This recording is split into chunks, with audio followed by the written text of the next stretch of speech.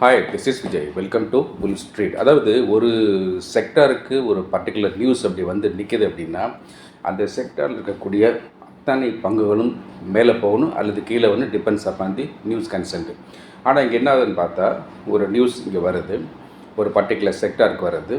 ஆனால் இந்த பர்டிகுலர் செக்டாரில் இருக்கக்கூடிய சில பங்குகள் மேலே போகுது, சில பங்குகள் அடித்த மாதிரி கீழே போகுது. ஸோ அது என்னங்கிறது பார்த்துருவோம். அது என்னென்னா இந்த க்ரூட் ஆயில் ப்ரைஸ் தான். ஸோ இந்த க்ரூட் ஆயில் ப்ரைஸ் வந்து வேகமாக விலை ஏறிடுச்சு அப்படிங்கிற நியூஸ் ஸ்ப்ரெட் ஆன பிறகு இந்த ஆயில் சம்மந்தப்பட்ட செக்டாரில் இருக்கக்கூடிய ஸ்டாக்ஸ் அப்படின்னு எடுத்து பார்த்தோம்னா, இந்த வீடியோ ரெக்கார்ட் பண்ணக்கூடிய பர்டிகுலர் டேல என்ன இருக்குது அப்படின்னா, சில ஸ்டாக்ஸ் மேலே போயிருக்கு, சில ஸ்டாக்ஸ் கீழே போயிருக்கு. அந்த எந்த ஸ்டாக்கில் கீழே போயிருக்கு முதல்ல பார்த்துருவோம். ஸோ அந்த ஸ்டாக்னு பார்த்தோம்னா ரொம்ப ப்ரிடாமினண்ட்டாக இருக்கக்கூடிய ஹிண்டு பெட்ரோ, ஹெச்பிசிஎல் இது ரெண்டும் வேகமாக கீழே போச்சு. ஸோ அதுக்கப்புறம் வந்து ஐஓசி அது கீழே போச்சு. அதுக்கப்புறம் எம்ஆர்பிஎல் இந்த ஸ்டாக்கில் கீழே போயிருக்கு. இந்த ஸ்டாக்லாம் வந்து they are generalised as oil marketing company stocks. அப்போ இந்த எண்ணெய் வணிகம் புரியக்கூடிய பங்குகள்லாம் கீழே போகுது. என்ன காரணம்? ஆயில் ப்ரைஸ் மேலே போயிடுச்சு, அதனால் வந்து லாபம் குறையும் அப்படிங்கிறனால இந்த ஸ்டாக்கில் வந்து கீழே போயிடுச்சு. ஸோ கீழே போயிடுச்சு. அப்போ எந்த ஸ்டாக்கில் மேலே போயிட்டுன்னு பார்த்தா, ஆயில் எக்ஸ்ப்ளோரேஷன் பண்ணக்கூடிய ஸ்டாக்கெல்லாம் அப்படி மேலே போகுது. அது எந்த ஸ்டாக் அப்படின்னு பார்த்தா, ONGC அண்ட் ஆயில் இந்தியா இந்த ரெண்டு ஸ்டாக் தான் மேலே போகுது.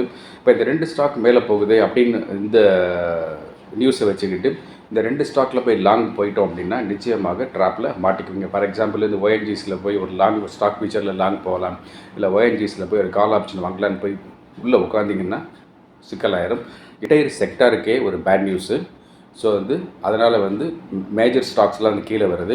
ஆனால் இந்த ரெண்டு ஸ்டாக் மட்டும் எக்ஸ்ப்ளோரேஷன் அப்படிங்கிற காரணத்தை வச்சு மேலே போகுது அப்படின்னு நினச்சிட்டு லாங் போயிடவே கூடாது. ஏன் போயிடக்கூடாதுன்னு பார்த்தா, என்டையர் செக்டாரே நெகட்டிவாக இருக்கும்போது இது மேலே போகிற மாதிரி ஒரு போக்கு காமிச்சிட்டு ஒரு சின்ன மைனர் லெவலில் போயிட்டு இந்த ஸ்டாக் ரெண்டு ஸ்டாக்குமே கீழே வந்துடும். அப்போ என்ன அண்டர்ஸ்டாண்டிங் வருது அப்படின்னா, இந்த மாதிரி மேலே போகிற ஸ்டாக் வந்து ஒரு லெவல் மேலே போய் சேச்சுரேட் ஆகிற லெவல் என்னன்னு கண்டுபிடிக்க முடிஞ்சதுன்னா, அந்த லெவலில் போய் ஒரு ஷார்ட் அடித்து விட்டோம்னா ரொம்ப ஈஸியாக ட்ராப் ஆகி கீழே வரும்போது ஒரு பெரிய லென்த்தியான ஒரு ஷார்ட் செல்லில் ஒரு ப்ராஃபிட் பார்த்துடலாம், நெகட்டிவ் சைடில் ஒரு ப்ராஃபிட் பார்த்துடலாம். அதர்வைஸ் அந்த ப்ரிடாமினண்ட்டாக கூடிய அந்த HPCL, ஹிண்டு பெட்ரோ அந்த மாதிரி ஸ்டாக்ஸ் எல்லாம் வந்து ஜென்ரலாகவே கீழே தான் வருதுங்கிற போது அதில் ஷார்ட் செல் பண்ணி ப்ராஃபிட் பார்த்துடலாம். மார்க்கெட் எப்படி இருக்குன்னு பார்த்தோம்னா, ஸோ இந்த மார்க்கெட் வந்து சைட் வேஸில் தான் போயிட்டுருக்கு, பெருசாக ஒன்றும் போகலை. ஸோ ஒவ்வொரு நாளும் நல்லா ப்ரிடாமினண்ட்டாக போகக்கூடிய ஃப்ரண்ட் லைன் ஸ்டாக்கில் வந்து நான் அடிக்கடி சொல்லக்கூடிய wherever possible to short selling சொல்லிகிட்டே இருக்கேன். ஷார்ட் செல் பண்ணக்கூடிய வாய்ப்பு மார்க்கெட்டில் அதிகமாக இருக்குது.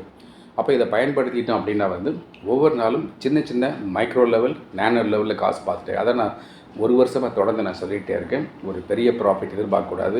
ஒரு 5 ரூபா ஒரு லாங்கோ ஷார்ட்டோ ஒரு 5 ரூபா ப்ராஃபிட் எதிர்பார்க்குறதுக்கு பதிலாக ஒரு 1 ரூபா அல்லது 75 பைசா அல்லது 50 பைசா ப்ராஃபிட்டில் 10 ட்ரேட் பண்ணோம் அப்படின்னா அது மல்டிபிள் ட்ரேட் பண்ணும்போது நமக்கு ஆவரேஜாக பார்க்கும்போது நல்ல ப்ராஃபிட் கொண்டு வந்து கொடுக்குங்கிறதா ஒரு அடிப்படையான புரிதல். இந்த மாதிரி சந்தர்ப்பத்தில் இப்படி தான் நம்ம பண்ணணும். ஸோ இதை பண்ணினோம்னா இந்த மார்க்கெட்லேயும் எல்லாருமே பணம் சம்பாதிப்பதற்கான வாய்ப்பு மார்க்கெட்டில் கொட்டி கிடக்கு. I am not exaggerating anything. இந்த வீடியோவில் நான் சொன்ன எந்த ஸ்டாக்குமே நான் ரெக்கமெண்ட் பண்ணவே இல்லை. இந்த ஸ்டாக் எல்லாமே என்னுடைய பரிந்துரை கிடையாது. இந்த ஸ்டாக் மட்டும் இல்லை, இந்த சேனலில் எந்த ஸ்டாக் பற்றி எப்படிலாம் நான் பேசுகிறேனோ அது எதுவுமே ரெக்கமெண்டேஷன்ஸ் கிடையாது. அப்போ எதுக்காக வர்றீங்க, எதுக்காக லென்த்தியாக பேசிகிட்ருக்கீங்க? இப்போ லென்த்தியாக நான் பேசுகிறது இல்லை, எதுக்காக பேசிகிட்ருக்கீங்க அப்படின்னா, இது எல்லாமே என்னுடைய பர்சனல் வியூ, பர்சனல் அனாலிசிஸ், ஒரு அகாடமிக் நாலேஜ் ஷேரிங்காக, லேர்னிங் பர்பஸ்க்காக ரொம்ப ஹானஸ்ட்டாக நேர்மையாக நான் சேனலில் போடுறேன். ஸோ இந்த ஸ்டாக்கெல்லாம் வந்து உங்களுடைய புரிதலோட, உங்களுடைய சம்மதத்தோட, உங்களுடைய மார்க்கெட் வாட்சஸில் போட்டு வச்சுட்டு என்ன செய்ய நினைக்கிறீங்களோ அதை நீங்கள் செய்யலாம்.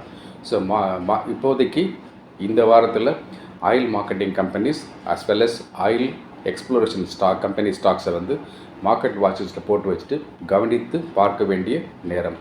ஸோ தொடர்ந்து உங்களுக்கான இன்ட்ரெஸ்டிங் அப்டேட்ஸ் நான் கொடுத்துட்ருக்கேன். Thank you very much. நான் உங்களுடைய விஜய்.